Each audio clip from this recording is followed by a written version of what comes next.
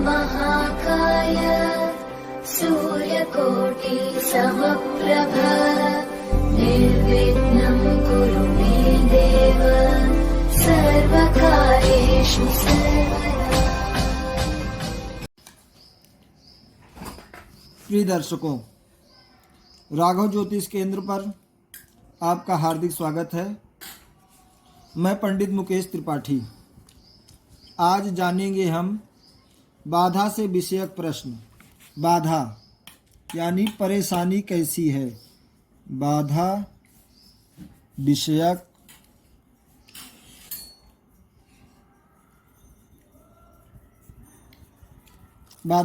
यानी कि बाधा से संबंधी जानकारी। ये आपके पास सूत्र है, ये हमारा इस बाधा को जानने का।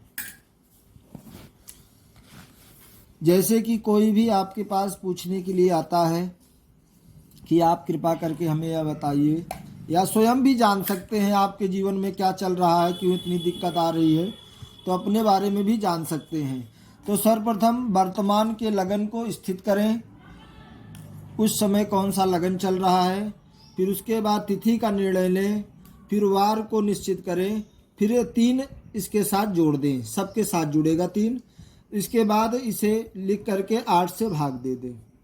तो जो अंक आपको प्राप्त होगा उससे ये निश्चित हो जाएगा कि आपको कि आज हमारे जीवन में कौन सी परेशानी चल रही है। जैसे कि वर्तमान लगन हमने निर्धारित किया, जिस समय हमारे पे प्रश्नकर्ता आया था उस समय सिंह लगन चल रहा था। लगन की जानकारी लगन सारणी से प्राप्त करें। जैसे सिंह लगन था तो हमारे पे 5 अंक प्राप्त हुए। इसके बाद जो तिथि थी वो कृष्ण पक्ष की पंचमी थी, तो हमने इससे जो है 20 अंक प्रदान किया, क्योंकि 15 पूर्णिमा होती है, 5 अंक जोड़ करके 20 हो जाते हैं।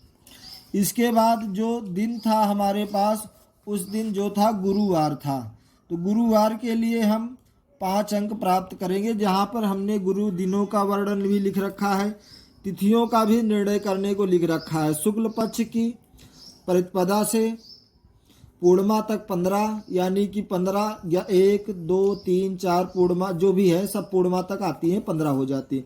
इसके बाद हमने कृष्ण पक्ष की प्रतिपदा को 16 और अमावस्या को 30 ये ज्ञात करें। वार का भी निर्णय हमने दे दिया, इतवार से शुरू करें, रविवार से और शनिवार तक 7 अंक प्राप्त होंगे, ये भी ध्यान दें। इसके बाद हमारे पे गुरुवार दिन था, तो हमने इस पे 5 अंक मिल रहा है यहाँ पर, तो हम 5 अंक यहाँ दिखाएंगे, लिखेंगे। 5 हो गया।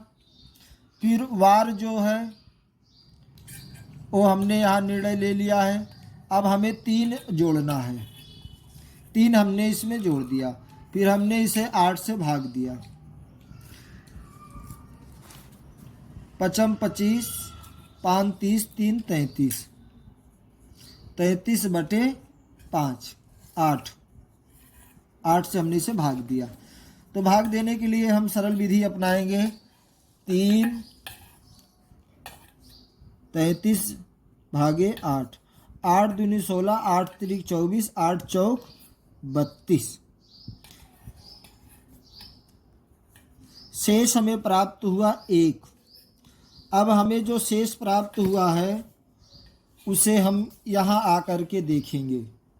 यदि हमें 1 अंक प्राप्त हुआ है तो कोई बाधा नहीं है। तो प्रश्नकर्ता के मन में जो सवाल था उसका उत्तर ये हुआ, प्रश्नकर्ता को बतावें कि कोई भी बाधा नहीं है, कोई बाधा नहीं है। यानी कि समझ गए होंगे कि जो प्रश्नकर्ता के मन में शंका है हमारे जीवन में किस वजह से, ना तो ग्रहों का दोष है, ना पितृदोष है, ना प्रेत दोष है, तो कोई दोष नहीं है। तो यानी कि उसका जो प्रॉब्लम है वो स्वाभाविक है, या उसकी वजह से हो रही है, या फिर समय चक्र है इस वजह से हो रही है, या फिर वातानुकूलित है, समय के अनुसार है, समय के अनुसार उसे प्राप्त हो रही है। इसलिए आप सभी अपना भी प्रश्नोत्तर इससे जांच सकते हैं, जानकारी प्राप्त कर सकते हैं। देखो दोस्तों, वीडियो कैसे लगी हमें कमेंट करके बताएं, लाइक करें, सब्सक्राइब करें, कमेंट करें। जय हिंद, जय भारत, राधे राधे।